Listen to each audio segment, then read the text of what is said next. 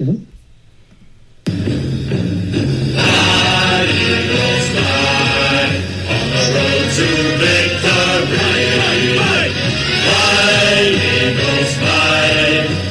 Touchdown, 1, 2, 3. Hit 'em low, hit 'em high, and watch our Eagles fly. Fly, Eagles fly, on the road to victory. E-A-T-L-E-S, Eagles!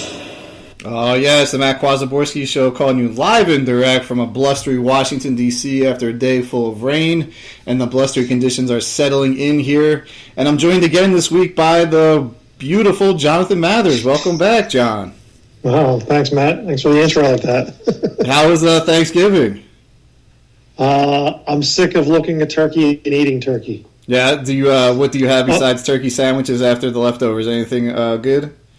No turkey sandwiches, just plates and plates of leftovers, microwaved, and you get to the point where you just like microwave so much stuff. It's just it's all over the microwave.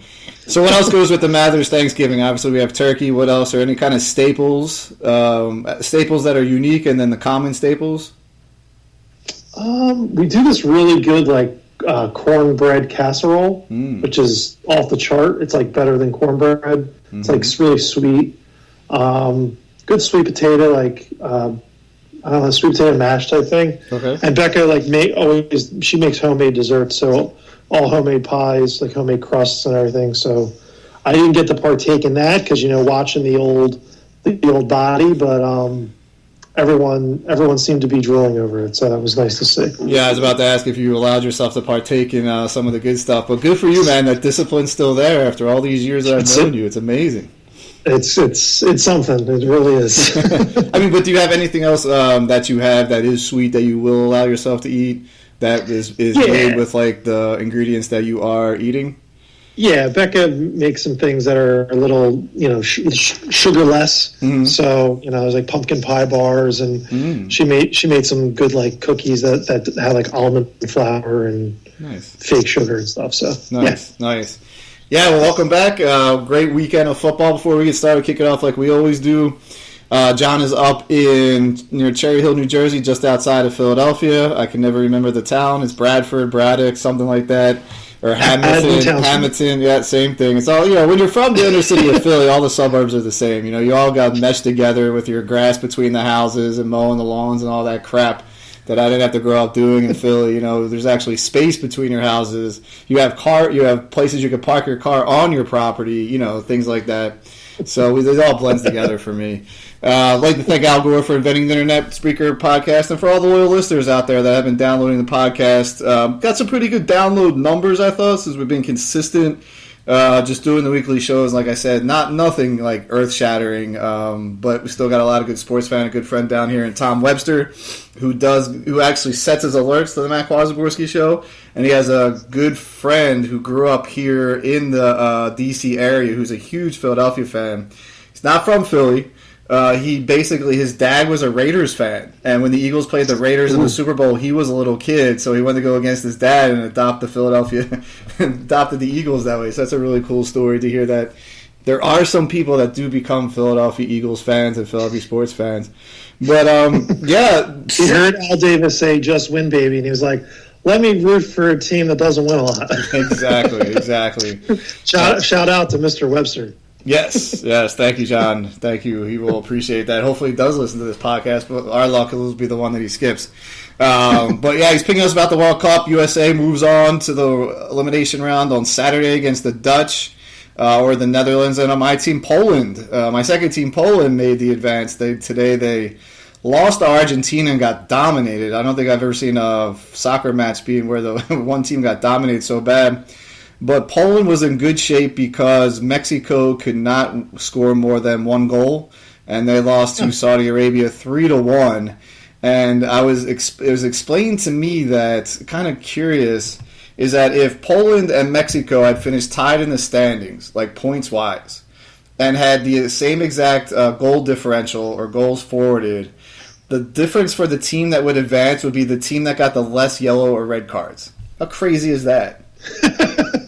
It really, what? That's kind of nuts. That's interesting. They call the team that was the cleanliness or the most clean, I guess. I'm more interested. What happens like if they're tied with that? What do they go to? Like shoelace color? Like, yeah. Maybe they get the beauty contest. Where did your Miss Country figure in the Miss Universe pageant? So. I don't know about that. Yeah, it is kind of interesting. Shoelace color, yeah, I don't know, but good for Team USA. They're the youngest team in the tournament now.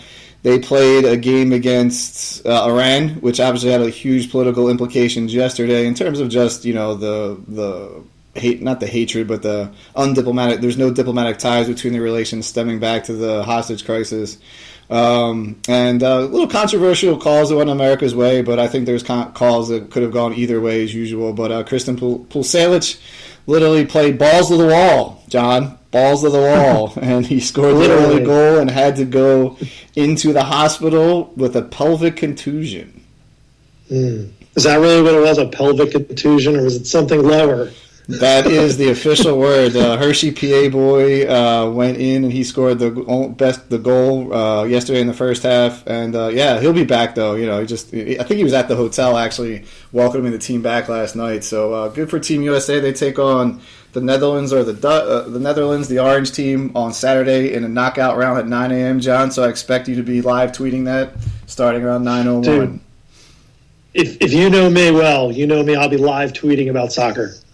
Yes, I know. And then you're going to move right up there with Bryce Harper stats. Yes, I know. It's it is interesting for that too. And before we swing to the Eagles, what's some speculation surrounding the Phillies today? It was released by John Heyman, who's pretty much one of the premier national baseball rumor guys, kind of like who's the guys for the NFL that we watch? Adam Schefter. He's not Schefter status, but he's up there. And he's reporting that Trey Turner, that is the Phillies' number one interest right now and their number one priority. Trey Turner is the all-world shortstop who forged a relationship with Bryce Harper when he came up with the Nats.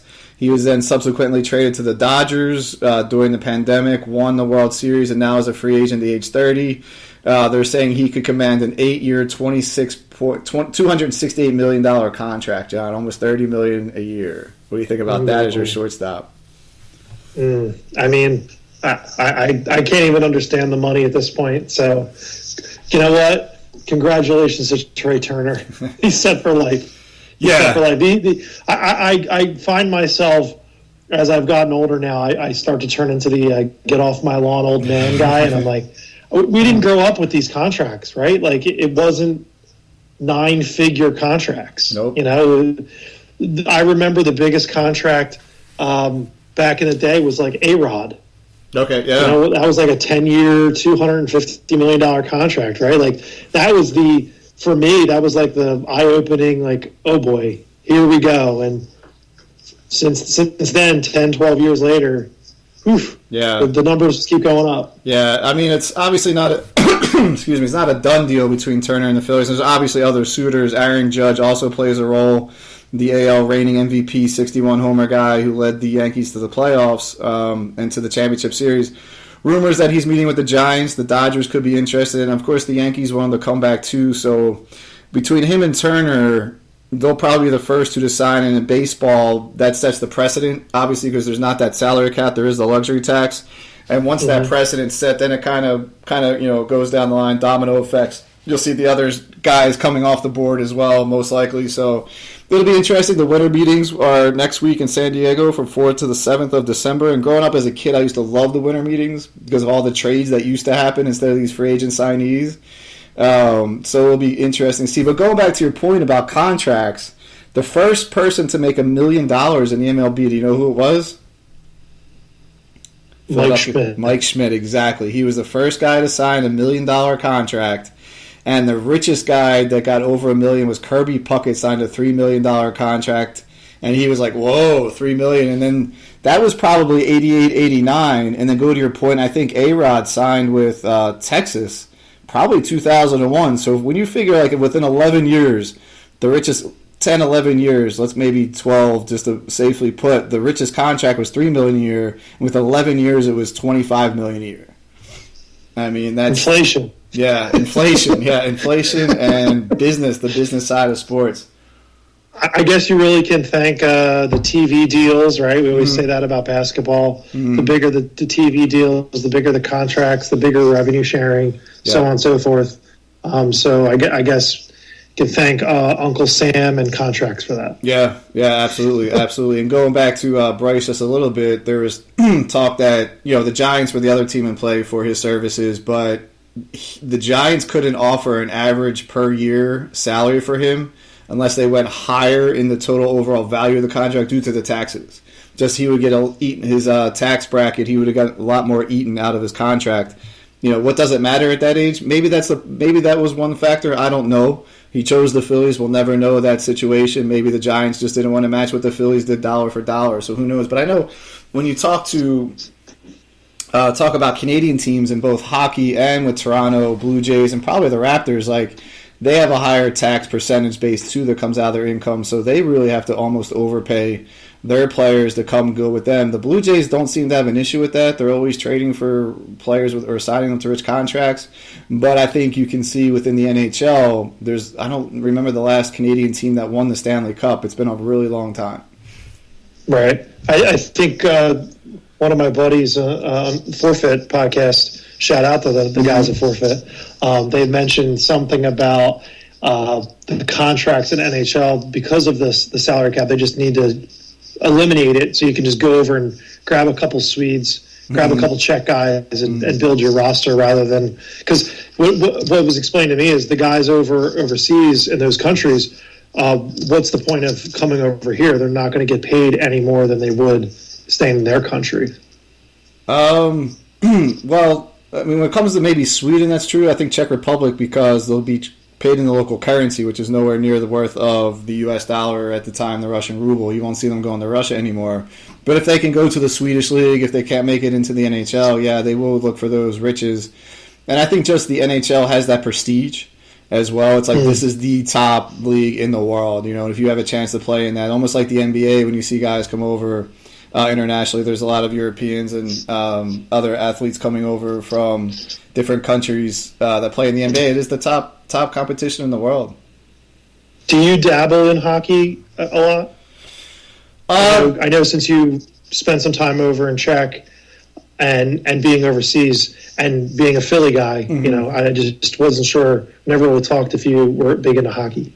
I used to be big into hockey. When I was over in Czech Republic, like, you talk about, let's say, the pricings for me to go to a game over there and sit like 5 rows from the ice was like, it's like a $10 ticket, maybe $12 ticket at that time, right? And you go, and I think I was pricing out season tickets for them, and their season's a little longer. It was something like $250 for like, crazy, great seats. That's unheard of. Taking 2 to 3 people to a game now and paying $250 for your seat, your concessions, things like that. And there is not a huge difference in the atmosphere. There's a Prague stadium that's very similar to Wells Fargo Stadium in Philadelphia. Seats about 19,000 people. It has concessions. I mean, it has the feel and look of an American stadium.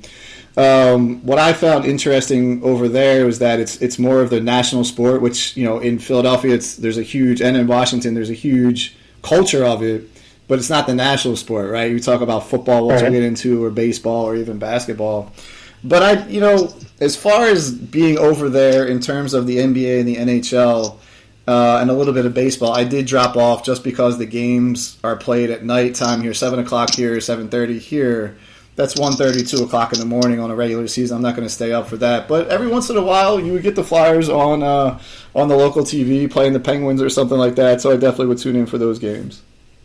The biggest thing also I feel about the NHL is back in the day, and I'm sure you would agree with this, growing up in hockey, you had the Lindros, the Messier, the Gretzky, the Steve Yzerman, the Brodeurs. Today, I feel like in the NHL, I couldn't name 3. I couldn't name the LeBron James, the Kevin Durant, and the Trae Young, for example, of NHL. I just don't know. Right. Just don't know them. So I think it's also part of the problem with the NHL now is, the star power. Yeah.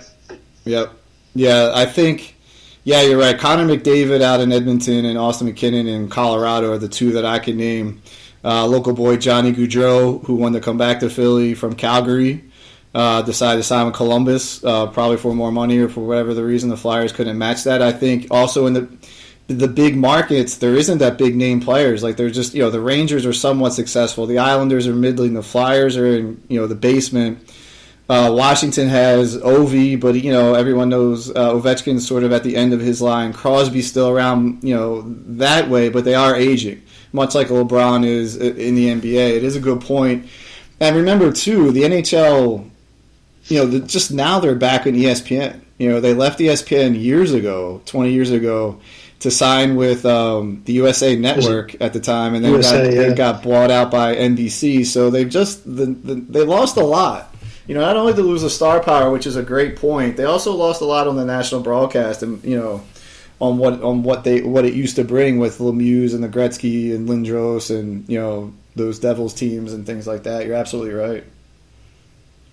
It's just I find it like fascinating because the star power is what people want to sort of oh man, the Flyers are on. Oh, you can see you can watch LeClaire and you can watch the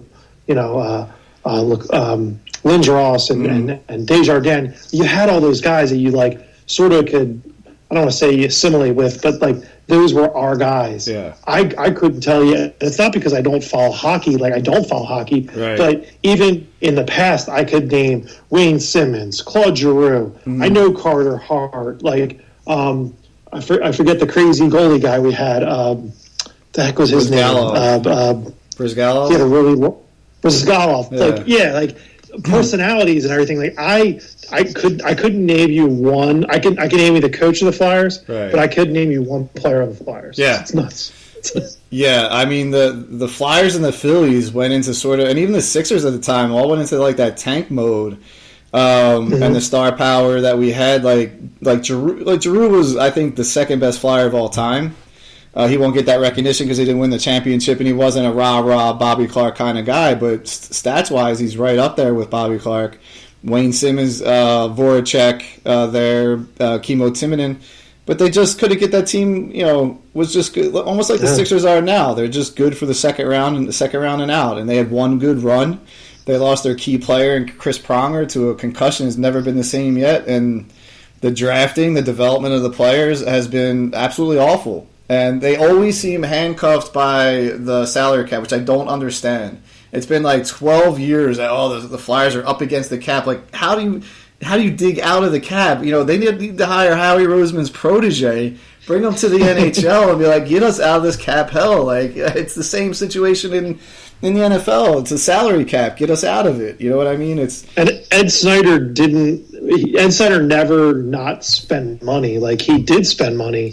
It just seems that since he's kind of passed away, that it's just been a decline year after year after year. Yeah. And I assume after sort of they sold to Comcast, now that the Flyers are under that Comcast umbrella, how much do they really care about it? I mean, it's their venue, right? Because the Sixers are renting to them. Right. And that's why the Sixers want to build their own stadium. But you'd think like maybe because it's such a small line item for Comcast that they're kind of like whatever. I don't know. It's a good point. Yeah, that's a good point because you don't have that, Jeffrey Lurie who's got an emotionally vested interest, John Middleton. We don't have those for the Flyers, and they really haven't had that since Snyder, who towards the end of his year just wanted to win, so he's making bad decisions personnel-wise, but that's too long ago. But you're right. There's not that. It's just a corporate face maybe for Comcast, and maybe it's time for them to think about selling off the asset. But if it's making profit and it's making money, they're not going to sell it. All right. That's right. Yeah, but it is getting to the point where it's really bad right now for the Flyers. They had to break a 10-game losing streak, and it's not even December yet. But then they're decimated by injuries. I read something last week where their top 4 or 5 forwards are out for 6 to 8 weeks or 4 to 6 weeks. Like, they're all out. It's just not only are they bad talent, the injuries are killing them. It is a good draft, apparently. There's someone named Bedard that's supposed to be a new franchise player. And in hockey, it's much like basketball, where if you finish with the worst record, you're not guaranteed the number one position, but the odds are you'll probably get it based upon the lottery balls that are weighted in there. But you bring up a great point. There is no more that face of the franchise after they got rid of Giroux. Like they traded Giroux, and they did right by him. They traded him to a Stanley Cup contender in Florida, and good for him. He signs with the Ottawa Senators and goes back home and plays for his hometown team. I think that's a great story. I mean, Carter Hart is probably the closest player that I remember and is still on the team that I'm like, okay, but like, has he panned out? Like, I know was it last couple of years, like they've been doing the old goalie switcheroo, and they've had a couple goalies. So, yeah. I mean, I always think in hockey having a great goalie is like having really good pitching. Yep. And you can always buy a forward or a defenseman that can score you goals. Right. So right. It's very hard to find that goalie that's a brick wall. Yeah. So it doesn't seem like he's panned out so far, but we'll see. Like you said, maybe they're tanking and they're looking for this new guy, or I don't know. Yeah. We'll see what happens with them. And Carter Hart, in my opinion, he's excellent goalie in terms of like he has a ton of potential. Has he lived up to it? Obviously not yet because he hasn't gotten to the playoffs.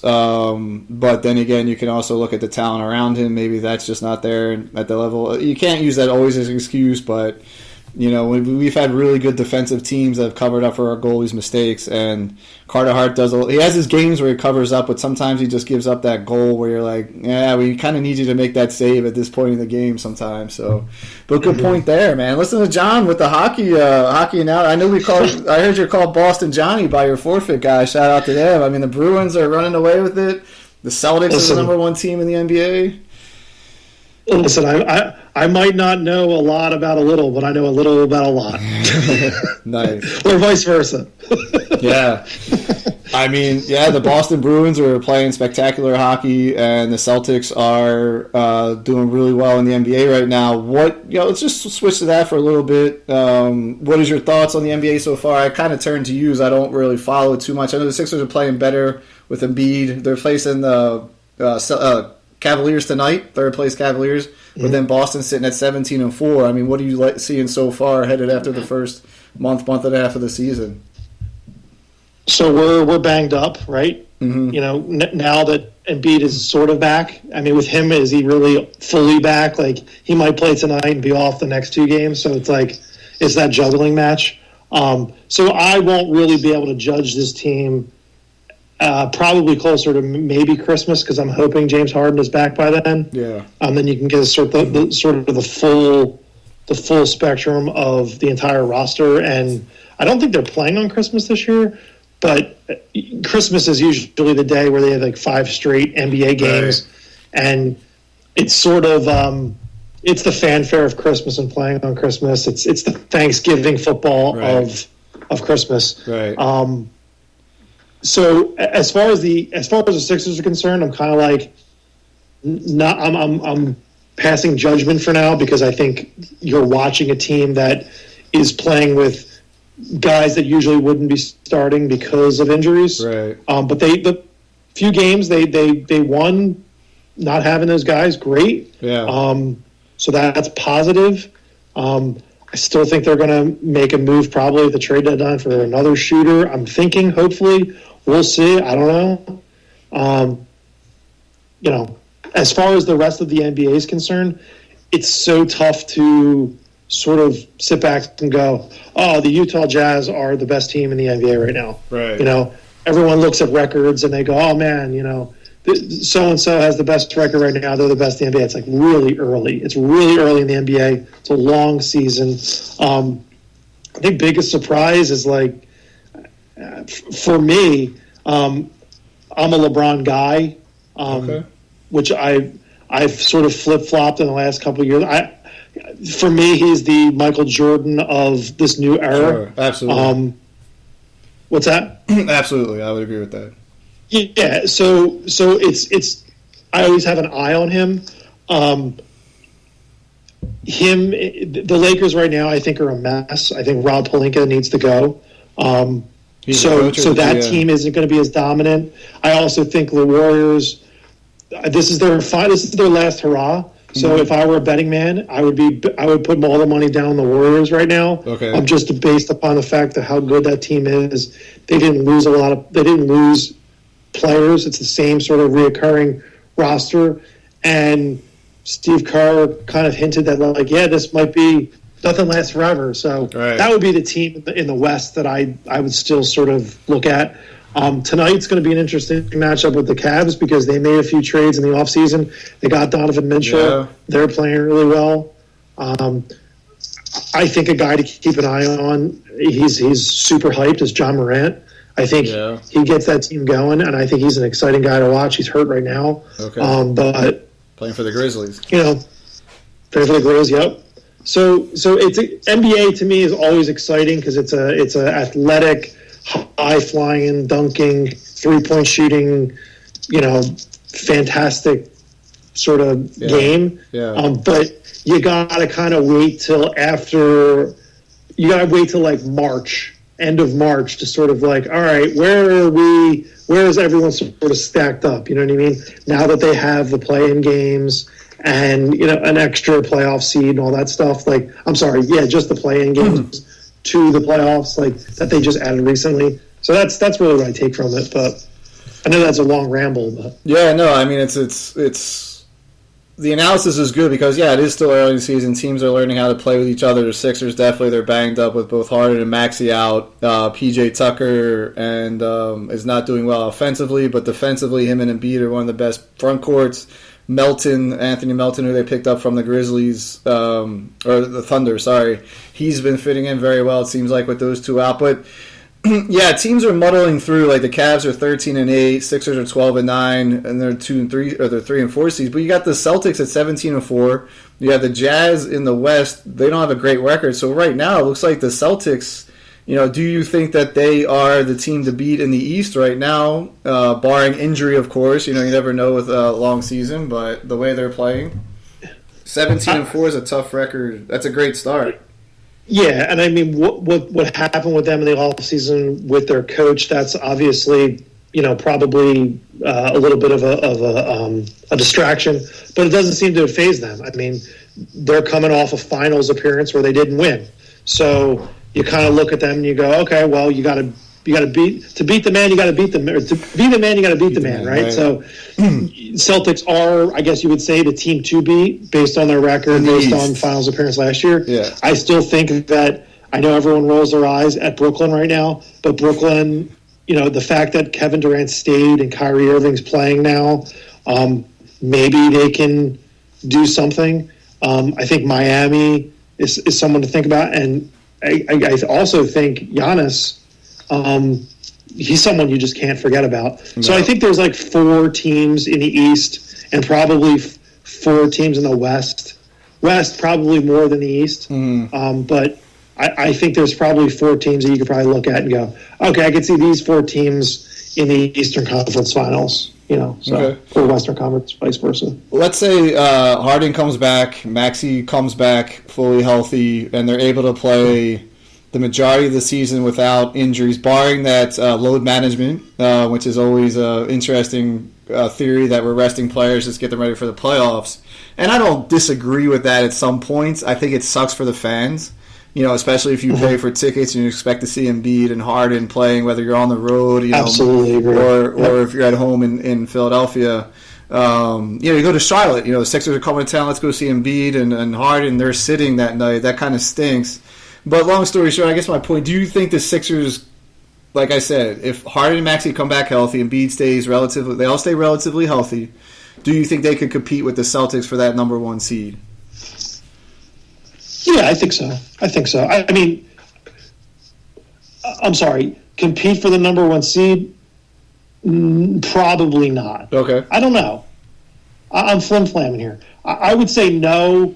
I would say no based on the fact that the Celtics team is a younger, more experienced team than the Sixers are right now.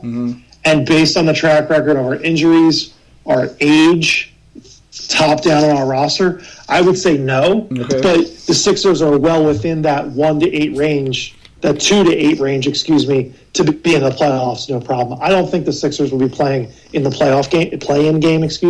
They'll be within that 2 to 8 level. 2 to 8. Now, so you think they could, with the scenario I just pointed out, that they could finish with the 8th seed? You think there could be 7 teams that could be better than them? Like I said, based upon everyone maintaining their health. If they're fully healthy, no. Okay. If they're fully healthy, they wouldn't be an 8th seed. But that's a big if, man. That's a big if. That's a really big if. So the health-wise, that's a really big question. Yeah, sure, it is. But I'm giving you the scenario where they are going to maintain that health outside of load management. They're probably a 3 seed. 3 seed. They're probably a 3 seed. Yeah. And you mentioned another shooter, which seems to be, you talked about the Flyers and their goaltending issues, the Phillies with their closer issues in the last couple of years, and the shooter, that number 2 guy that can both play defense and be a contributor throughout the entire year. And I am sort of alluding to J.J. Redick, who was great here in Philadelphia during the regular season. Come playoff time, he was a little bit of a defensive liability and worn down. Jágr sort of had that with the Flyers the one year that he was here. He was great during most of the season, but he was exposed defensively. Is there someone out there that you have your eyes on that you would think that the Sixers could legitimately swing a deal with? A wish list, I know for you, is trading PJ Tucker for Kevin Durant, but that's obviously not going to happen because I know you want Durant. But I love PJ Tucker for all intents and purposes. I wanted him on this team 2 years ago. Yeah. So the more he plays and scores 0 points, but is helpful on the defensive end, the more I smile because people are always like, I don't get PJ Tucker. I'm not really. He's old. This other thing. This, that, and the other. And I'm like. It's much more than him trying to get four points and 10 rebounds. You know what I mean? Right, it's more about him defensively shutting down a player. Right. For me, there's 2 ways I look at that question, Matt. I go, am I thinking about long-term down the road for the Sixers, or am I talking right now? My mind says to me, get Tobias Harris off the books for long term. Okay. Because I think we need better role players on our bench. Okay. So you're saying you would trade Tobias, but there's no one person or target out there that could help at the 2 spot? Dream scenario, like a Bertans, a kid from Duke, forget it. I'm blanking on his name. Luke Kennard. Okay. A Tyler Hero type guy is what I think this team really needs. Okay. But it's going to be hard. Yeah. Because those guys are. If you have a shooter on your team, you're trying not to trade him usually. Right. So that'll be hard. But this team likes George Niang, the minivan. I'm not a huge minivan guy. Right. The Furkan Korkmaz experiment. I'm kind of done with that. The Matisse Thybulle, I don't know what happened to him. He was really good. It doesn't seem like Doc Rivers likes him very much. Yeah. And he was streaky at times, and he was supposed to be like a defensive guru, and I don't know what's going on with him. So it might be time to sort of make a package deal and go out and make a little bit of a splash. But then on the flip side of that, I'm like, well, you go out and you make another deal, and you're just in this cycle where every year you're taking your core and you're trading it for new guys, and then it's an excuse of when are they going to gel? And I feel like this is the first time that Doc's had a team where he started the season with all the players that he's had and gone that way. Yeah. So we shall see. Yeah. Yeah, it is. Yeah, moving forward, you also have to look at the health of Embiid. You brought up 2 things with Embiid in the past. One, the health in the window, but then you also brought up in the last time that we talked last week or the week before about possibly looking to trade Joel. 100%. I think it's time to listen. It's time to start having conversations because he isn't getting any younger. It has turned into not a center league anymore. Right. Name the last championship team with a big man, a superstar big man. You probably can't because it hasn't happened since probably Shaq. Yeah, no, you're right. You're right. Yeah. Yeah. Tim, you could probably say Tim Duncan before that, but yeah. I mean he was a power forward, right? Chris Bosh was a 4. He wasn't really a center. LeBron had a few nickel and dime centers that he had, Ilgauskas and Varejao. Right, but what I would like to say is I think the formula in the NBA, which is shifting with LeBron getting over, is like you always had to have that pretty much a Hall of Famer or a borderline Hall of Famer. You had to have a superstar, and then your third wheel had to be that borderline superstar player, and then kind of fill the rest of the team out with role players that are effective coming off the bench. You talked about, you go to Miami, you have LeBron, you have Wade, and you had Bosh. And now you have LeBron out in L.A.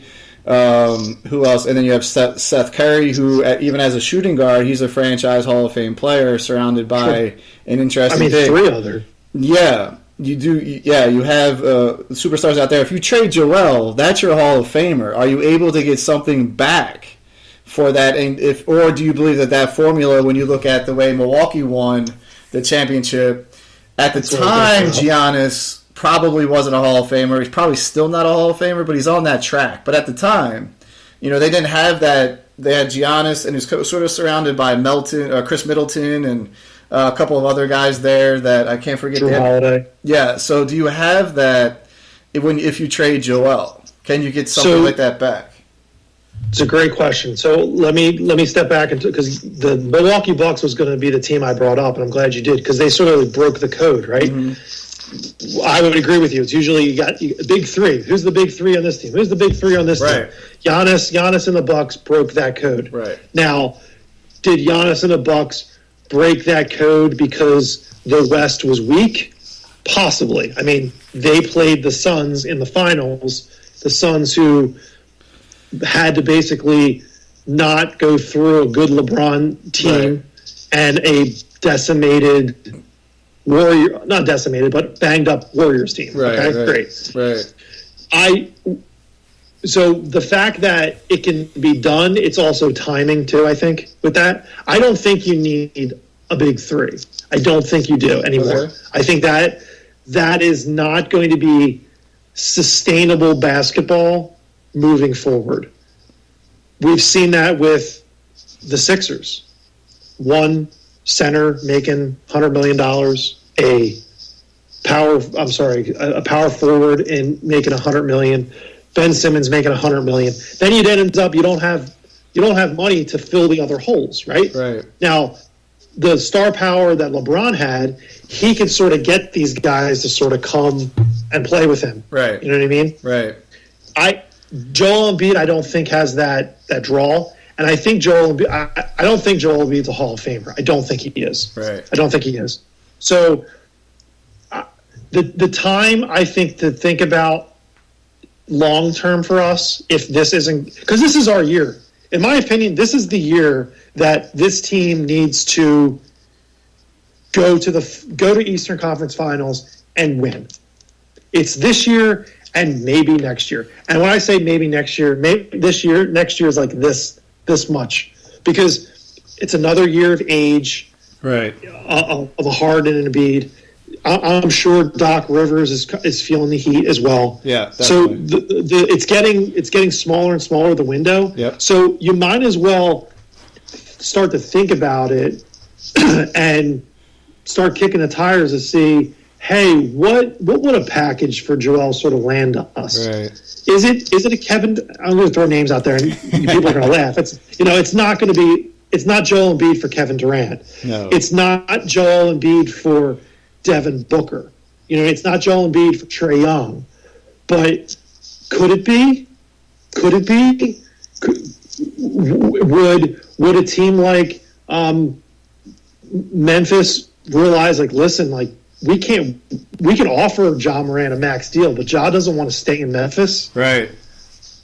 Maybe he wants, like, you know what I mean? So then the contract stuff starts coming up, and it's like there's only so many, like, your home team can only offer you the super max and this, that, and the other thing. Right. Can you do a sign and trade? Blah, blah, blah, blah. All I'm saying is it's time to think about it, because every year the question is, Joel Embiid, is he healthy or not? Right. And we did the same thing with Carson Wentz. I know it's a different sport, but the best ability is availability.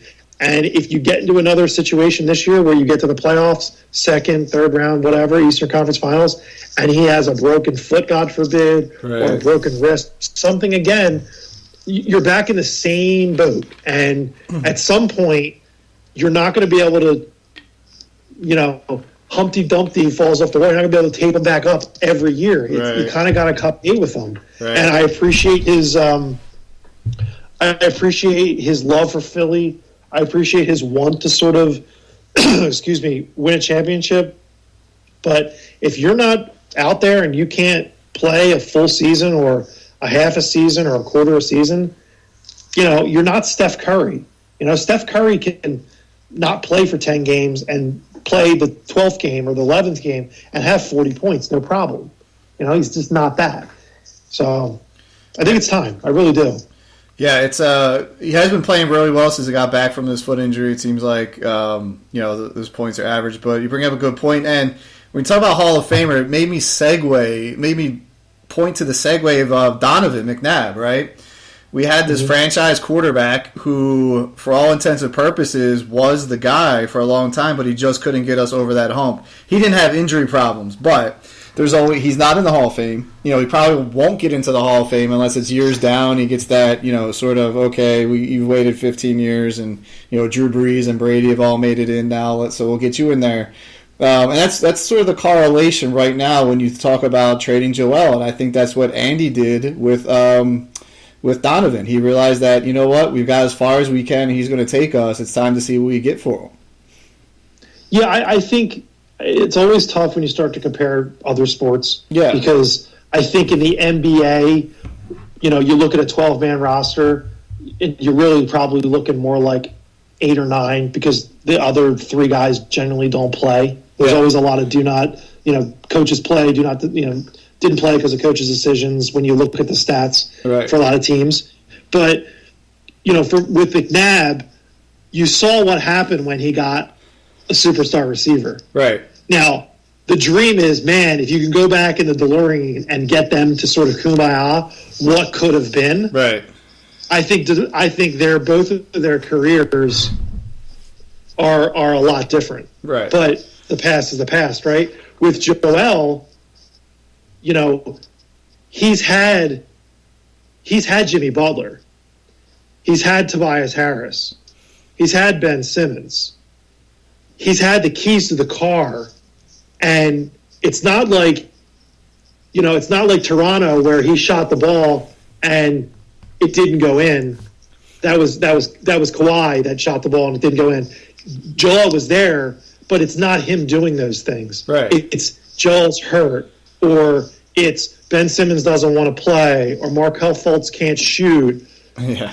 A lot of that stuff isn't his fault, but the way he plays, the way he talks about playing, the way the Sixers hype him up, he should be Shaq reincarnated. And when you say, man, he's playing well after coming back from injury, every night he should be doing that. He should be dominant every night. Well, he has been doing that since the injury. But he's not consistent. He's not consistent. Well, I mean, you could say the same parallel with McNabb, though. I mean, you know, you go into those, he gets to the championship games, you know, and he couldn't get us over the hump except for that one time against the Atlanta Falcons, right? On the snow that came here, and he finally got us over the game. I mean, against the Carolina Panthers, he was hurt. Westbrook was hurt. Arizona, he had that chance to go down, and, you know, he brought us back against Arizona, but then just couldn't get us over the hump to win that game. He had a 2-minute drive, get us into field goal range, and tie that game up. And what I'm trying to parallel is the fact that we laid the formula out in the NBA, you have to have that Hall of Fame player, borderline Hall of Fame player, super great superstar, and a great. So you're saying Joel's not a Hall of Famer? He could be a borderline Hall of Famer or not, but he is that equivalent. What the Sixers are trying to build around. Same thing like Donovan. He was the franchise quarterback, which we know in the NFL, not every team has the luxury of having that. But still couldn't get us over to that point. And that's what I was trying to draw that parallel. I know it's two different sports. You could talk about surrounding cast. You could talk about this, T.O., okay, but we had Westbrook. We had the tight ends. We had a couple running backs. Right, then we got the T.O., which is the equivalent of getting James Harden, right? I mean, you get an accomplished player who won the play here. When fans, this is where I get triggered. When Philly fans or just fans in general bring up McNabb and say he couldn't get it done, Donovan McNabb wasn't playing defense and offense. Okay, it's a team sport. So, was Donovan given the tools? Some may say yes. I would argue the fact that he got to the Super Bowl with Todd Pinkston, Greg Lewis, and Terrell Owens, a borderline Hall of Fame. Not a borderline, a Hall of Fame Westbrook, player. Brian Westbrook, Buckhalter. Yeah, yes. Offensively, he had weapons. Defensively, he had weapons as well. Pretty good defense. Yeah. He got to the Super Bowl. The other times when he was in NFC Championship games and lost, he was throwing to Freddie Mitchell. He was throwing to I'm blanking. James Trash, and you have James Thrash, and you have Pinkston, Thrash, and you got the tight ends. Yeah, those are the first it's a little bit. For me, it's different. Where Joel, where I sort of stand on Joel is, and he's come out and said it when Shaq is talking about, man, go out there and be dominant. He's not dominant. He isn't. He can be dominant when he wants to be, but then his body says no, or he doesn't feel like playing, or he does dumb shit. You know what I mean? Like shooting 10 threes when he should be going down there and getting rebounds and helping a team when he may not be hitting the shots that he usually does. That's the part that I think he misses. When you look at someone like a Jason Tatum, for example, since Jason Tatum's been in this league, he's been a dominant player. He's been an all-star over and over again, and now he's taking his team to an NBA Finals.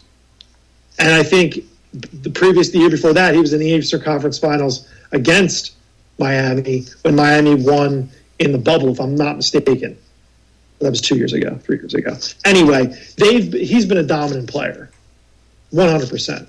Joel Embiid, he's a tall center that can shoot the three. But then again, he's finishing second in the MVP voting. He's the best player in the Eastern Conference the last couple of years when he finished behind Jokic. That's the second best player. Like, you could say his surrounding cast the Tatum has a better surrounding cast than Embiid had. Does he have a better surrounding? He does. They're younger. Yeah. They're younger. They're deeper. They're probably coached a little bit better. Yeah. But that. Man, we could. I think when you put it on paper and you look at the way the franchises revolved around Embiid and the franchise revolved around Donovan, especially on the offense. Now, football is different. That point you can't argue. Of course, Donovan doesn't go out there and play linebacker, but there are times where Donovan threw at people's feet all the time. A couple of games that he cost us with his stupid plays. He got hurt in the championship games. He got hit by Carolina, and they couldn't do anything. And that was Carolina. But then defensively, we couldn't stop Carolina's run that game. So they lost 14-3. I think Delhomme threw 13 times that game. My point being is that the careers in Philadelphia of both Joel Embiid and Donovan McNabb are fairly parallel in terms of their success, what they can do in their respective fields. I think that the Sixers sold the city and this fan base on Joel Embiid, Ben Simmons, and that third guy. Right. And we never had that third guy until we traded for Jimmy Butler. Yeah, and he didn't want to stay. That team never panned out. Jimmy Butler leaves, and now you're always trying to fill that third hole. It can't be Tobias Harris. Now they hope it's James Harden. Well, he's the second hole right now, James Harden. But there's now you go Maxey, Joel Embiid, Harden. That's your hope. That's your three. If that's the process and that's the algorithm that we want to use to create a dominant NBA basketball team in the eyes of Philadelphia fans, that's what I think that's what I think they're trying to do. Yeah. Do I agree with it? No, at this point, because once they got rid of Ben Simmons, once Markelle Fultz couldn't shoot anymore, to your point, all the pressure was on Joel Embiid. And that's where I see the parallel. It's like all the pressure was on McNabb. McNabb gets all the shit because he's a franchise quarterback. Right. Well, Joel Embiid can only do so much if Tyrese Maxey isn't pulling his weight. Right? But in basketball, you can be – if Tyrese Maxey isn't pulling his weight, you can go down the block and get 45 points, 50 points easily. Every night, Joel Embiid could be easily getting 40 points. I don't think his body can handle it. I really don't. I don't. You can see when he gets a rebound, he's always the last guy. He's always waiting at the top of the key. He's waiting for a dish out. He might go for a fake jump shot, and then he might, go around and get a layup or something, or he's just shooting a three. I just don't think his body can handle to be a up and down player like Giannis. I think that's what Joel Embiid wants to be. I don't think his body can do that. Yeah, and he's had an injury-plagued career. I remember, he gets drafted, has to miss a whole year because of the foot injury. With big guys, that's a huge issue. The Yao Ming disease, those guys, Sean Bradley, those big guys. The second thing, he just seems to be a little bit injury-prone. I mean, look at the playoffs last year. He gets a fractured orbital. That's not injury. That's bad luck. That's not a bad body. That's getting bad luck. He has had a string of those, I think, in the playoffs. I think just bottom line is that if you want to look to trade Joel Embiid, in the next year or two, that what would that package has to contain? You're not going to get the equivalent back of him. You might get a couple of great players. It might be like a Charles Barkley trade where you get crap back, but you think they're going to fit in. And I think might be draft picks. Well, yeah, but draft pick, then you better trade them to a bad team. Right? In the NBA, This isn't the NFL where you get still quality players. You still get quality players, don't get me wrong. I can't play basketball anymore. So, yeah, those guys can school me. But at the same time, the NBA draft isn't what it used to be. It's not the NFL draft in that way. I'm not against looking to explore to trade Joel Embiid because you can only do so much, with the same team over and over again. To keep getting the same results. I mean, the Eagles did have more success as a team under Donovan. There's no question about that, getting the conference championship. At least they got to the conference championships and the championship round. But it was always that you wanted him to do a little bit more right when the moment's called for in those kinds of big games, and those things weren't happening. I think with Embiid, his body, you can see the times when he just wants to sit back and shoot threes. He doesn't want to go down to the block. Now, that could be what the play is called. It could be the way it is. What I don't see, what I see, he still turns the ball over too much, and he still brings the ball down as a big man. You and I both played high school ball. In the blocks, you're not supposed to bring that ball down, into your waist. You got to keep that ball up to get the foul. I think he flops a little bit too much. But then he can carry a team, and he has carried this team. He carried this team last year as far as he could go, without playing with with Simmons. Simmons decided to sit out all year. It was pretty much just Embiid, the development of Maxey. You still had, you had Seth Curry, who I miss a lot. Andre Drummond could come in and give you valuable minutes. You still had Tobias, but you didn't have that second part, and I think Embiid gets you as far as he could get you last year. They make the trade. I think the trade is going to be a wash for both teams. I'm not a fan of Harden staying healthy, but But Harden looked awful in the playoffs, and they were still fairly competitive. I think Miami, they ran out of gas against Miami because Harden was no good, for us last year. Maxey, they started getting exploited on the defensive end. I think you're not giving Embiid as much credit as being a guy who's finished, in the runner-up to the MVP and basically the best player in the Eastern Conference in the MVP votes. But at the same time, you're right. You see his language, and I'm not going against looking to explore his trade, but the guy, he's not Wilt Chamberlain. No one's Wilt Chamberlain, but Wilt Chamberlain was a different league back then. If the tallest centers are 6'8", 6'9", and you're 7'2", you're going to dominate like that. And I think teams start pounding Embiid, which they should do because he's really their only offensive option. All-around offensive option. You don't have Tatum and Brown and up in Boston and Giannis and Middleton that have diverse games, and they have multiple players with the same skill set. I don't hold a lot of weight on MVP votes. It's like All-Stars and everything else. I don't care about that stuff. Individual awards, whatever. It's a popularity contest. I disagree with the MVP. All-Star, yes. MVP, no. The fans aren't voting for the MVP. But the MVP... There have been times... Well, we could talk about the MVP concept another thing, because I don't want to get lost with the question here.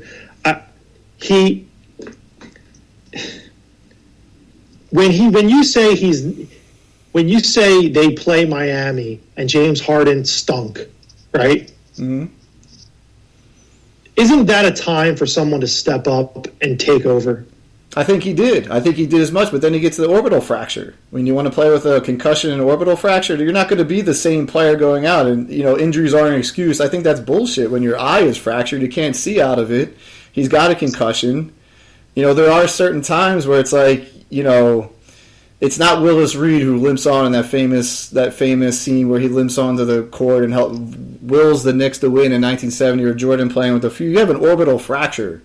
You're getting banged around like with that team was just banging and banging and banging because they knew he was their only option. We can agree to disagree. I just feel like he hasn't. I watch a career, and you watch a career go like this, right? Yeah. And that's what you want. Yeah. Steph Curry, right? Steph Curry, no one knew him the first 2 or 3 years of his career, gets a new coach. It's this Hall of Famer, 4-time NBA champion, right?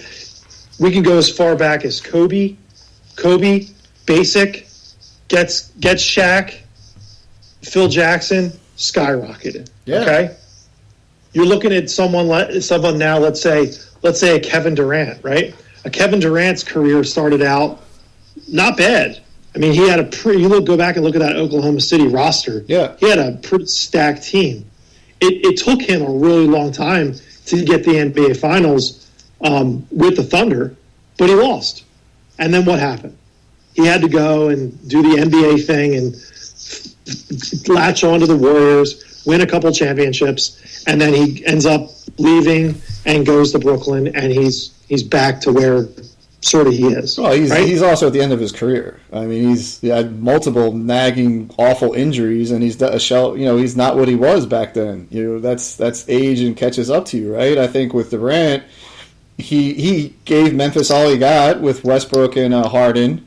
They gave up on that trio, so he goes to Golden State and wants to win. I mean, I don't think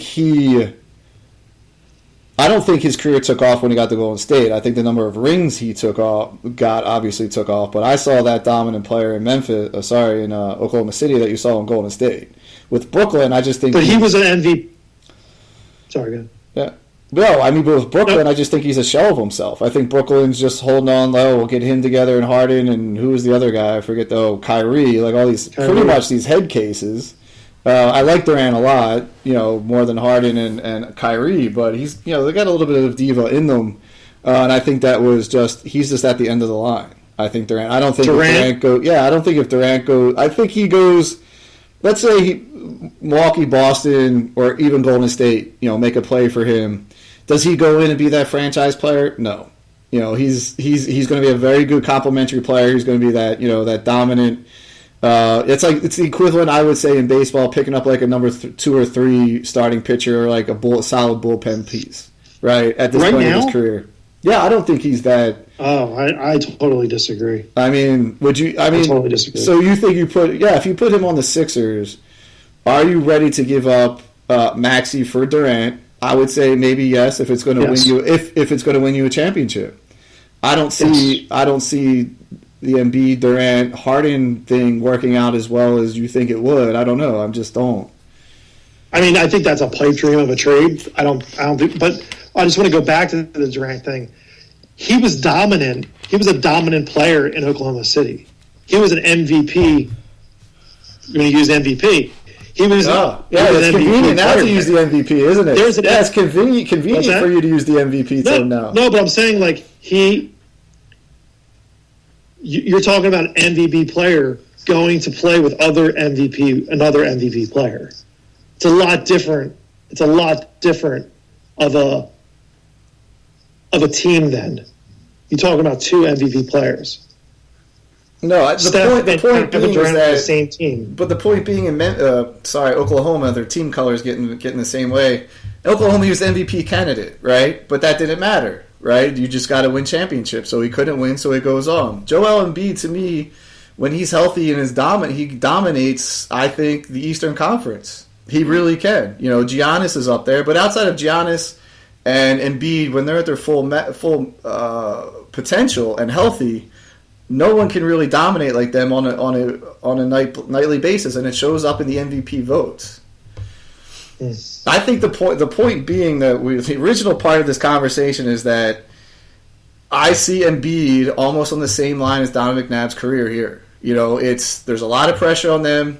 They get them surrounding players each year. Allen Iverson you could put in there in sort of the same way if you want to go to the Embiid-Iverson thing. Iverson got the team to the championship, but I think Embiid is a better overall player than Iverson was. Iverson willed that team to the finals, but at the same point, if it's just about winning championships, remember that the Sixers almost traded Iverson to the Pistons for like a package of 4 players. It was like a 4-team trade. And they said no at the last second because they realized that and then Iverson goes out and wins the MVP the next year and gets us to the finals. The pressure that you're talking about between what Donovan McNabb faced and what Joel Embiid faced, is that a pressure that is put solely on them by themselves, or is that a pressure that is sort of like innately franchise pressure? I guess is my question. The pressure is put on them both internally and externally, right? You're going to make the most money. You're considered the franchise player, and the franchise players, like, name one player you would not move off of this team in their prime. Joel Embiid, Donovan McNabb. That's a franchise player, right? That's the way I kind of see it. I think in the NFL, you're magnified because you only play 16 games a year, right? And the NFL is a different beast when it comes to PR, whereas the NBA, to me, it's 84 games, 82 games they play a year. Like, everyone's just waiting for the playoffs, basically, in the NBA these days. So, yeah, on a nightly basis. And when there's teams that are absolute dreck, on a percentage basis, there's more dreck teams in the NBA than there is in the NFL. The number 2 team with the right now, if the NFL draft was held, the Bears would be the number 2 overall pick. But they're not with Justin Fields playing, they're not a team that you expect to just go out and blow out. The Texans, yes, but the Bears could beat you. We've seen that with Fields, and it's just Justin Fields right now on that team. So the point being, is that there is pressure. With Embiid, I see intensity. I see him going after it every night when he's healthy and when his body could put up with it.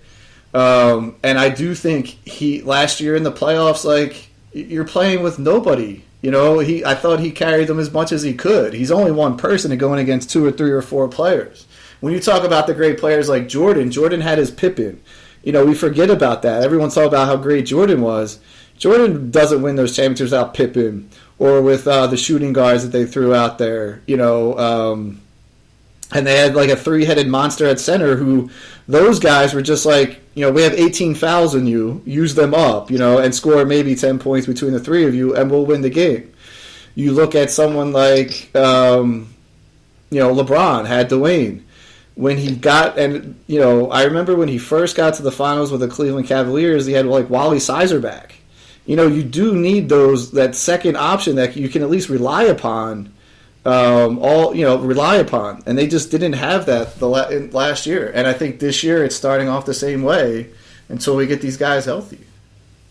Unless you're truly dominant and you can play like Giannis and have a couple guys below you that are like C-B players. I think that's where they sort of. So is there a B mold in the Sixers lineup right now? Is there a B player in the starting? Who is there a B player? Yeah. Like, is there a Chris Middleton? Is there a Drew Holiday? Ja Rule Holiday. Maxey. When they're healthy, yes, but right now. Oh, right. Well, right now, no. Yeah, and he's done. He's done fairly well. Yeah, Tobias. But he's not. I wouldn't. I mean, he's like a poor man's Middleton. Yeah, exactly. He's like a B- for that BC. Yeah. I mean. So, my point, I guess, what I'm trying to drill down to is the pressure on Joel Embiid because he's quote unquote the franchise player, or should the pressure be more on someone like Tyrese Maxey or a Tobias Harris as opposed to a Joel Embiid? I no, because first of all. I think within the Sixers fan base in the NBA, we know what we have in Tobias. You know what you're getting. You're getting a guy who's consistent. Not much. You're getting consistency, but then come playoff time, he might show up, he might not. He sort of had those where he dominated in the playoffs and then just disappeared for 2 or 3 games. Maxey, you're still not sure what you have, especially on the defensive end. So I think, you go back there. I think when you look to explore the trade to Joel Embiid, what are your reasonings for doing so? And you can't guarantee anything in life, but are you just trading Joel because, the experiment's over? Or are you trading Joel because, this return we're getting back, is something that I can't pass up? For $46 million, for $50 million, for $54 and $58 concurrently, and getting what I'm getting from him, it's not worth it. And then it's not worth it. And would the other team make that trade, right? Philadelphia sports fans, and I don't know if this is true in other cities, they just think that just go out and get the player. Sign him to whatever he wants. Let's just do it. He's done here. Trade Ben Simmons for a bag of basketballs. And it's like, no, Ray, didn't you? We're not going to trade Ben Simmons for a bag of basketballs because there's some value to him out there just because he doesn't want to be here. So the point being, my point is just like, make sure that's the right move. Or the other move is you just ride Joel into the sunset. That's the other move because the other team also has to give up a crap load. And are they ready to do that just to get Joel Embiid? I think it's the theory of getting Durant. Are you ready to give up really key, important parts of your bench, whether they're young players or not, for an aging, guy who's had a lot of injuries? So that's what I kind of saw with the trade for Harden last year. Simmons, he needed to go. We all knew that. Harden went out of Brooklyn. But giving up Seth Curry, Steph's brother, on the three-point line, and then Drummond, I thought hurt them more than getting rid of Simmons in a depth perception-wise in the playoffs last year. Get something, sure. Yeah, and that's what I'm saying. With Joel, just make sure if you are going to explore that deal, you're going to get a package that you're satisfied with and that the other team is satisfied giving. Mm-hmm. It's fair. It's fair. I just, I don't see the consistency that you see. I understand MVP votes and this, that, and the other thing. But I don't see it. If I were to build a team right now for the future, and I pick any person in the NBA right now, I would probably pick Jason Tatum. And it's not because I'm Boston Johnny, but just the not at all. Just the consistency of play from him. I would take him. Yeah, I absolutely would. Yeah, but him on the Boston Celtics, take him away. Take Marcus Smart out. Take Jaylen Brown out. Take a few of the big men that they have. Is he the same player? I don't know. Yeah. But I wouldn't do it with Joel Embiid right now. I wouldn't start if he gets traded in the next 3 years, is he going to be a dominant player? Sure. No, he's going to be the ass end of his career. So sure. I'd rather not pay him, $100 million more. Sure. Yeah. For an aging guy. It's the Bryce Harper scenario. It's do you want to pay a guy in his late 30s to play center field or right field, excuse me? No, you're going to pay him now to be a DH and only have 3, maybe 4 bats a game. Okay. Well, now, thank God the MLB made that decision. Otherwise, you'd have a guy out there with a walker in right field. It's probably not a great idea when you look at the contract.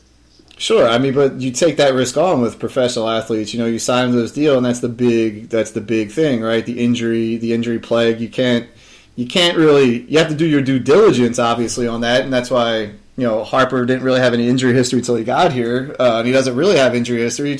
He still performed this year, but yeah, thanks for the DH situation. Going around to the NBA, I think I would choose Giannis over Tatum. That would just be my personal opinion, but you watch a lot more NBA than I do.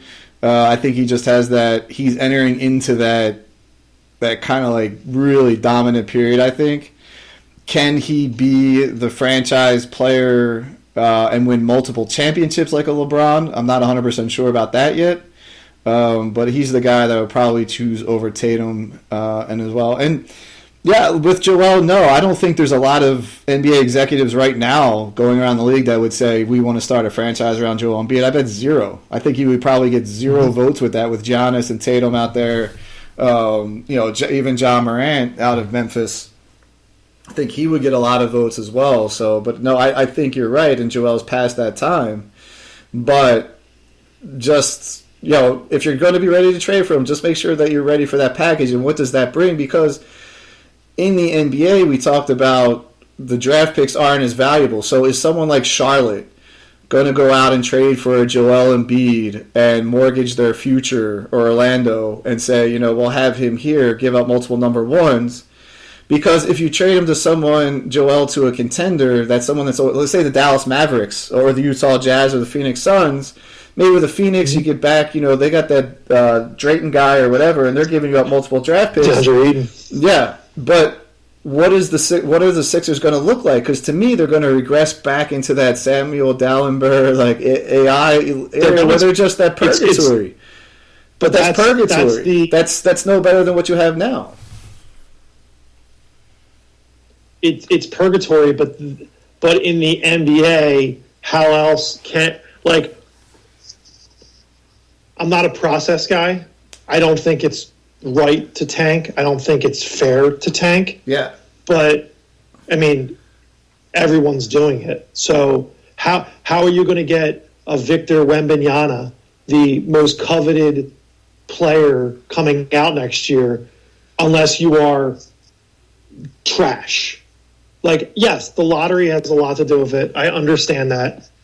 And the play-in games are sort of helping the NBA to sort of not have the tanking. Agreed. But you have to get younger, but you also have to win the lottery. So the Sixers, what they tried to do was to be dreadful, to just stash and stack draft capital. And they told you their plan. That's where they told you the plan, though. The other teams don't tell you the plan. Well, that was dumb on their part, but where they screwed up was they got those picks and made terrible picks. Yeah.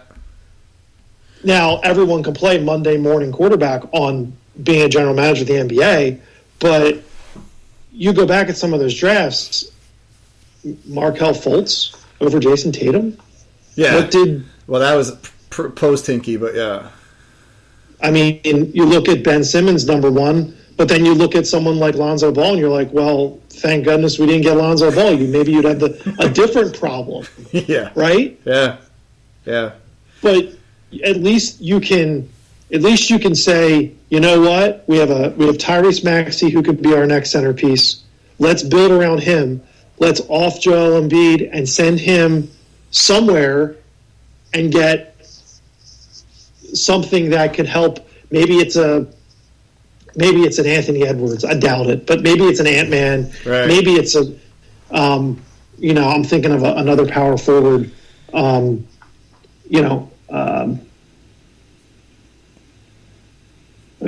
Zach LaVine type player. Yeah. So not a forward. But. So, in your theory, you would be okay with being like the Chicago Bulls, a team that's going to make the playoffs every year. But they're not going to go anywhere. But they're going to be competitive. They might go out and get a couple players here and there every once in a while. But that's okay for you if you trade Joel Embiid and turn into the Chicago Bulls. Present day Chicago Bulls. I also want to preface. I'm not saying trade him right now. I'm saying kick the tires and listen to what I think you got. I think you got this year and next year, and that's it. Sure. Then I don't know what you're doing. So if you come around, we have the same conversation next year at the end of the season, and his value is down tremendously. And then what are you going to do? Like, you're going to trade him for peanuts. At least now you can say he's got a couple years left. Let's maybe make a deal. Let's blow someone away, and let's get a Karl Anthony Towns. That's a bad example. Right. But, so back to part of this conversation when I asked you before, the Sixers, all relative being the rest of the year they're healthy. Harden, Maxey comes back, and outside of the load management, everything stays healthy, no freak injuries. You think the Sixers are a top 3 team in the Eastern Conference, right? Boston, Milwaukee, Philadelphia, maybe top 4 with Cleveland. So that's what you know what you have. But without Joel Embiid, obviously depending on the package you get, the odds of them being a top 3 team probably go down significantly. And if you're prepared to do that, because that's pretty much what's going to happen, then okay. I think it depends on who you get. Well, of course it depends on who you get, but But this you're ready to give the up. NBA is from 1 to 8, and then there's play-ins for the next 2 or 3 teams. Right. So you're okay dropping down for that. I'm okay. What? You're okay to drop down with that right now to kick the tires on Joel and take a package for him in the next 2 years. I mean, yeah, you're gonna have to be okay with that. Okay. I mean, unless you can maybe get Klay Thompson. Right. Yeah, we could speculate. Sure, we could speculate on that, but again, they're probably not going to finish in the top 3 as a team, nor will you have a player probably not finishing in the top 3 of the MVP race there. So as long as you're okay with that, then that's fine. I think, like I said, you just got to make sure the package you're going to get back is something that you're going to be satisfied with, that the team's going to respond around, and you're okay with that, what that future looks like. Were you okay with what they traded for Ben Simmons? Was I okay with Yes, I was okay with what they got back, but I wasn't okay with what they had to give up. And I think that more had to do with the contract situation more than... What was the alternative? I would have kept him. I mean, they were playing well with Curry and Drummond. You would have kept the guy for $100 million and he wouldn't play. For the rest of that playoff season, yeah, because I thought Curry and Drummond gave that team a lot more depth than they showed in the playoffs. Harden came in, played 10 good games, and that was it.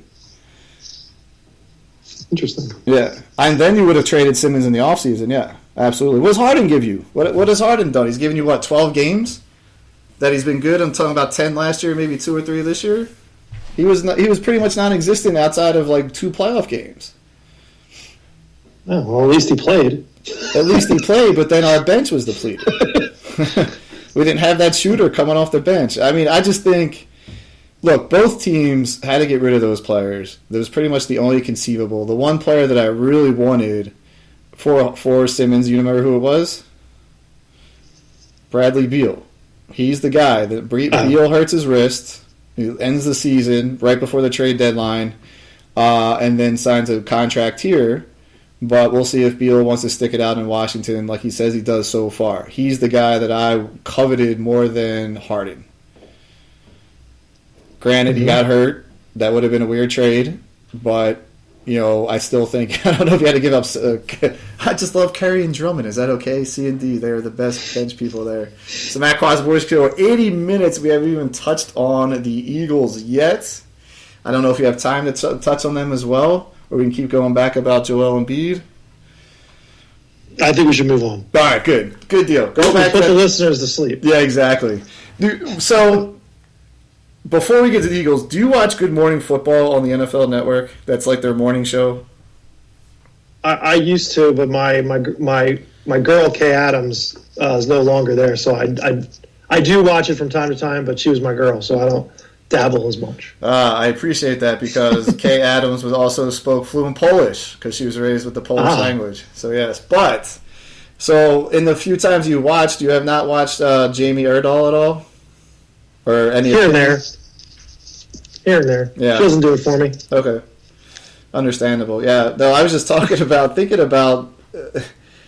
I just watched like today, and this is a fashion comment. Like you see her during the week, and then she looks great, but then today they put this black eyeliner on her, and she looks like she was just someone they picked up off the street who had been out partying all night in New York, and then tomorrow she won't have it on them. I don't know.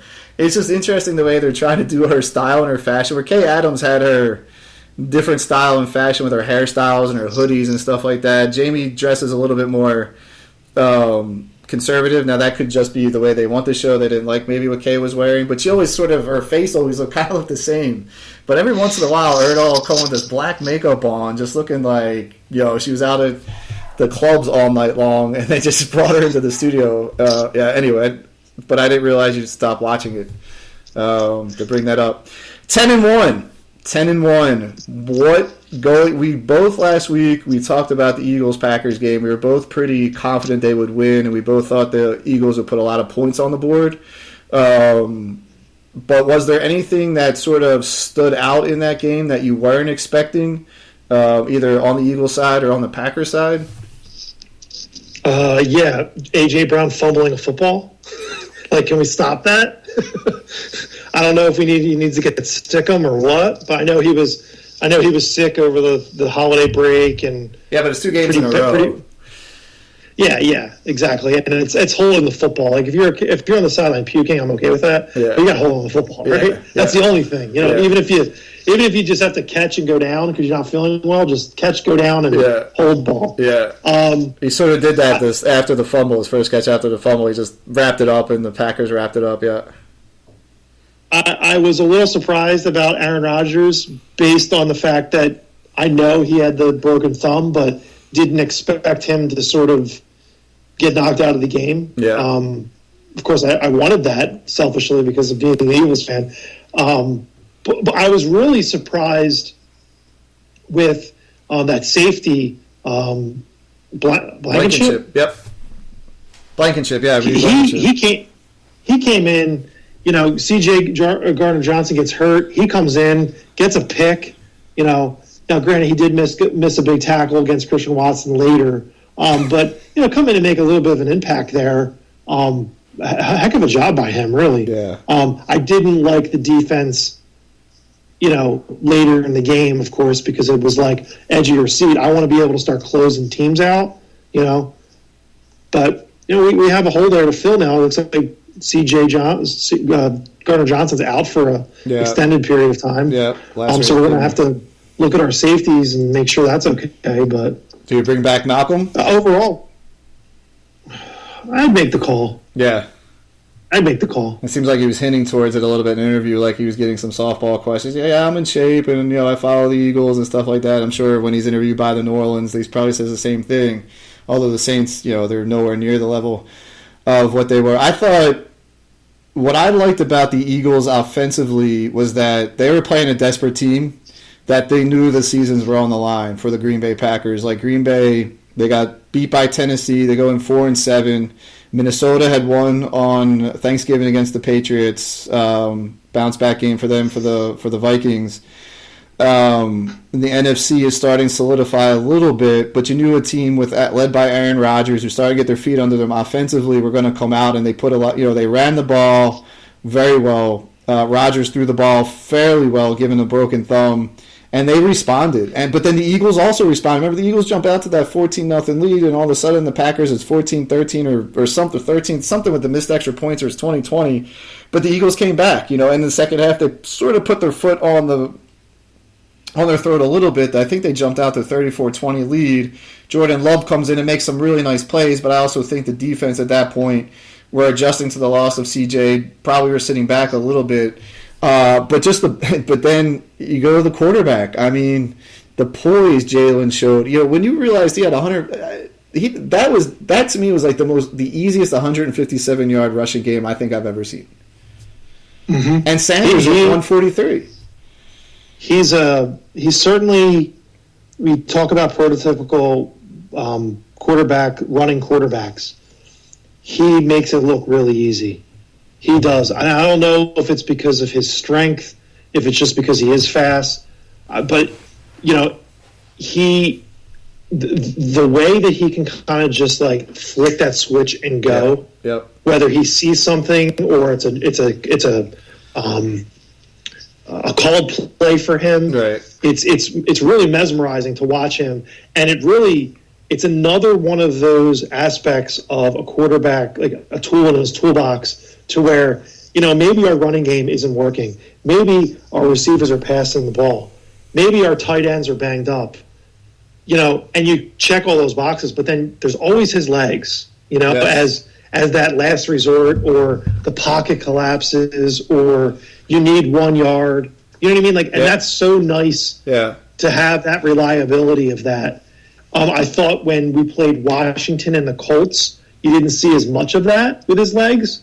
I wish we had a little bit more of it. But, I mean, man, you're exactly right. Just watching him in the legs, getting and stacking up rushing yards like that, it's almost like we're the running quarterback capital of the world, right? McNabb, Randall, Cunningham, go back Vic, to Cunningham, yeah. And Jalen Hurts, right? It's awesome. It really is. Yeah, against the Colts, though, Hurts did win with his legs in that fourth quarter. Like, he took it over. You heard all that, like, can he come from behind and help the Eagles win in a game where no one's really showing up? And he does that against the Colts. And last week, what I really liked in the coaching, besides going for it on that 4th down and 1 at the 30, I thought they should have punted the ball and pinned the Packers. But that's the one that he picked. The thing is that the Packers' weakness was their run defense. That was the thing. So we attacked it, and that's what you do at this part of the season. You start attacking the other team's weakness, and you go after it. It's almost like that old time football. They can't stop the run, keep running the ball, throw the ball, and when they threw the ball, they took out the tight end, who had been pretty much in every offensive package the entire season, even against the Colts, because they took that out. But then you had Quez coming up. Beautiful throws to Quez Watkins. The throws to Devontae Smith, the routes that Smith was running, the touchdown pass to him and A.J. Brown. That throw to Watkins again. It's the second time in 2 weeks we're talking about how great the throws were to Quez that Jalen made. I mean, it's something you didn't see with Carson, is that Jalen just doesn't panic. He doesn't let, the criticism with him is the game was moving too fast, which is going to do for any quarterback, especially in the second year. The game is, and then all of a sudden the game slows down, and the game has slowed down for Jalen since the first game of the season, and he's got to be right now neck and neck with Mahomes for MVP. I mean, I know you don't want to hear about that, the MVP talk, but the way he's put this team on his shoulder week in and week out, and not on his shoulders dominating, but like spreading the ball around. Like, we get A.J. Brown and Devontae Smith and Quest. They're not dominating. A.J. Brown has had his 2 or 3 games. But since then, it's been balanced attack with their yardage. When you see the snap plays, of course, AJ got hurt and then he wasn't feeling good. But then Devontae's right there. I think the way they're balancing it out, and shout out to Miles Sanders with 2 touchdowns and a career high as well, 143. He gets lost in the mix because was it in the NFL? Like who the number 1 rusher was in the NFL this week? Over in the AFC, Josh Jacobs, he had 229. Number 2 and number 3 were Jalen and Miles, right behind him. Right. That's kind of nuts. Like 360 some odd yards on the ground. Like, and I think I did text our buddy Jason saying, like, I know there's still people that are like, God damn it, run the ball when he threw one of the passes that maybe was incomplete. Like the old heads are still screaming, run the ball. They got 365 yards. Yeah, I like the way the Eagles offense matched the Packers' intensity, going out there. The defense had its holes. They are going to have issues now without Gardner Johnson. We saw teams exploit that before. They're going to study the tape on Blankenship and Wallace and how the Titans. Not too worried about the Titans' passing game coming into this week. And whatever the Cincinnati Bengals have done, copy that defensive game plan. 17 carries for 38 yards. Are you kidding me? On the most dominant running back in the league. Like, that's what you got to be copying going in with Derrick Henry this week. They get Jordan Davis back. You got the 2 new guys in Suh and Joseph. And then you had Fletcher Cox had a really good game, last week. In terms of the times that he played, you see, so the idea that they're going to get him more rest going down the schedule is really going to benefit this team, provided, again, that they can stay healthy going forward. But it was a Green Bay team that knew their season was on the line. And you got a Tennessee team in here that's, got beat again by Cincinnati at home. The game's, is it in Philly or is it in Tennessee? I believe it's in Tennessee. Yeah, so you got a Tennessee team that's going to want to be back, and the Eagles have their star. I'm sorry, it's at home. It's a Philly game, but then you still have a Tennessee team. The Eagles, you see a little bit with the Commanders and the Colts. Green Bay, we're the number 1 team in the league. Like, we now have that star on our back, where teams want to come out and show us the best that they have. So it is going to be an interesting game. It's going to be a hard-fought game against Tennessee, but I still like their chances. If they can shut Henry down and get pressure on Tannehill like the Bengals did, and the Bengals aren't known for their defensive prowess as much. Obviously, they're known as an offensive team. They do have a good defense, but I wouldn't say it's an all-world defense there. And if they're able to match that, I think the Eagles come out of this 11-1 going into a tough stretch against the NFC East teams. Yeah, I agree. I mean, obviously, you look at the Titans, Derrick Henry, he's the guy you got to stop. Nobody else is scaring you on that team. Yeah. You just hope that they can do that. It sounds like Jordan Davis will be back for this game, it sounds like. Mm-hmm. So that's great.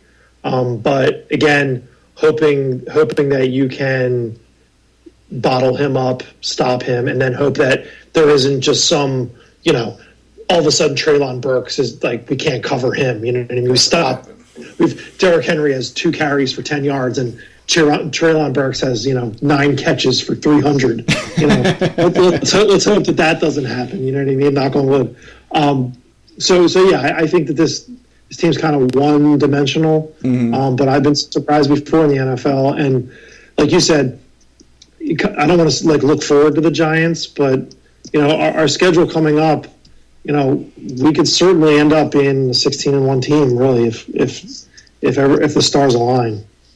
Yeah. And speaking about the Giants, they got a weird quirk in their schedule. At least the Commanders do, where they play the Giants, the Commanders, they go on a bye, and they play the Giants again. Like, I don't know if that's ever really happened in NFL history. I'm sure it has when they had less teams. And there were no buys, of course, but still at the same time, I think that's an interesting quirk. And the Eagles have that with the Giants as well. They play them, I think, 2 out of 4 weeks. They're spread over between the Bears and the Saints. And then, of course, you have the matchup against the Cowboys on Christmas Eve. Yeah, it's going to be interesting. I think it's going to be a hard-hitting game. I think Gannon's got to get that team, get ready to be, Tennessee comes out and they hit you. Vrabel's known as a hard-nosed coach.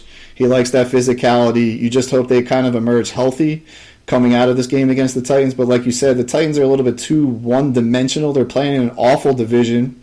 So that also says some things about them as well a little bit. I think they did have a couple of good wins, but their defense is really good. So it will be interesting to see Shane Steichen's game plan. Because I think overall he's been the best coordinator that I've seen on the offensive side in a really long time, probably going back to the Super Bowl years. But he kind of came out of nowhere though. Like, we all knew who Frank Reich was. He had street cred, where Steichen was like, he didn't really have any street cred yet, but this year he's been really, really on point in each game. So hopefully that will provide them to victory. What do you see around the NFL right now? Like teams that have a chance to make some noise, teams that could fall out of the playoff picture that are in it. Well, obviously, my biggest surprise has been Russell Wilson right now. Yeah, I'm really surprised about what's going on with them.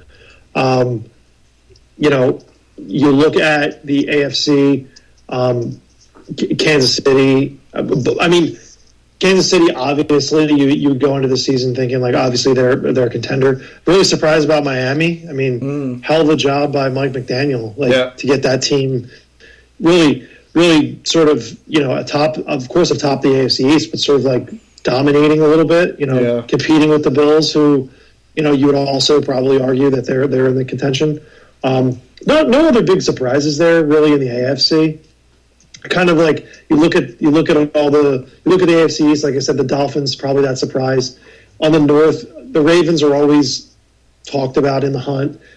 Bengals being the AFC champions from last year, always got to kind of look out for them right now, right?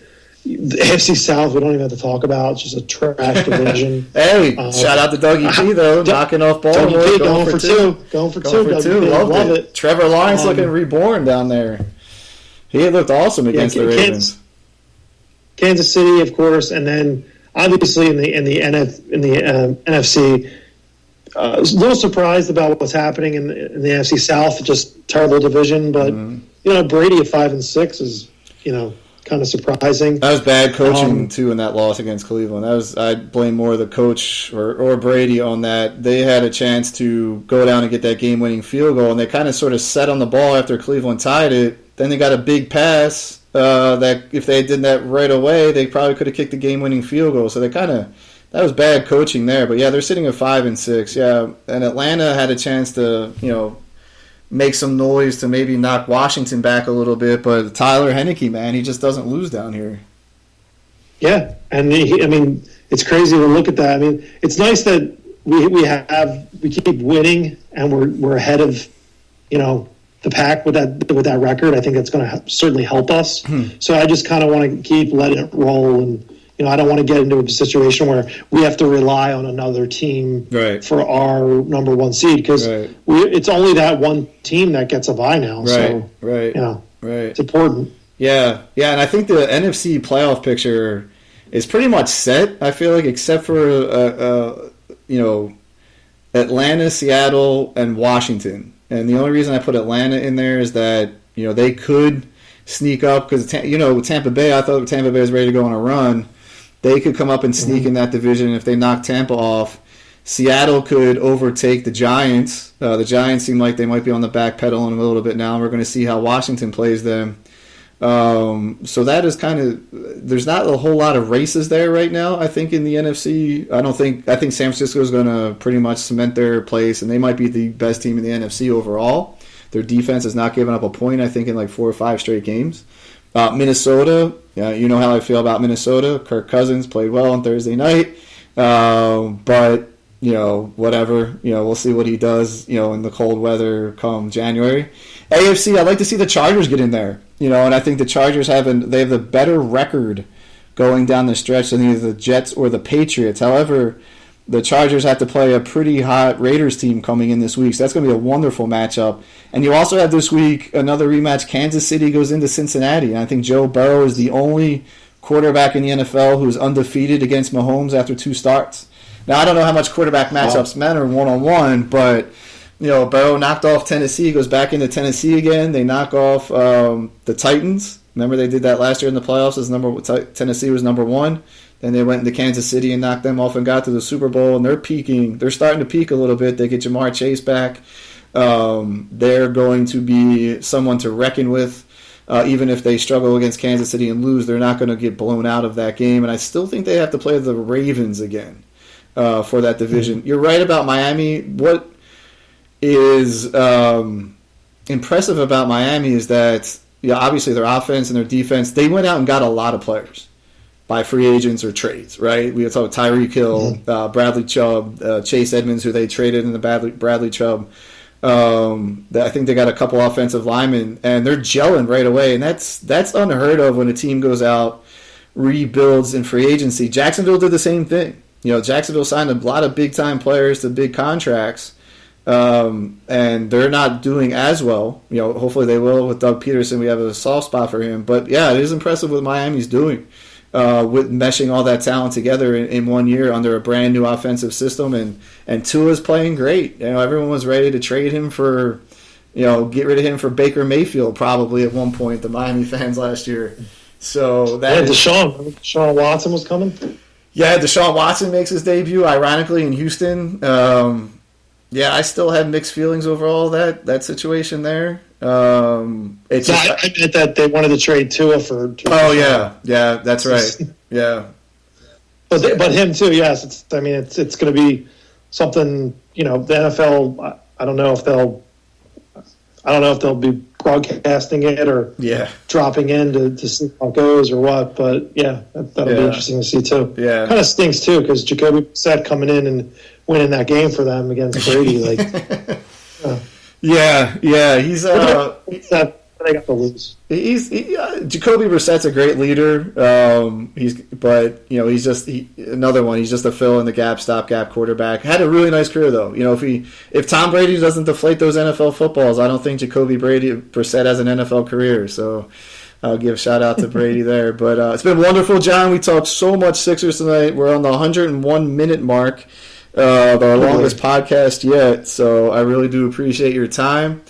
Give us a score prediction for Sunday for the Eagles. 21-17 Eagles. 21-17. I will go 27-14 Eagles. I think they're able to score a little bit on that defense, and I think they find a way to shut out Derrick Henry and probably harass Tannehill a little bit with the defensive line coming back, and I think that's what's going to be the reasons for the win. But hopefully next week we'll be back talking about 11-1 team and a healthy team. That's really what I'm also mostly hoping coming out of this game, that no key players get injured again like they did. Time to take us out of here with the fight song.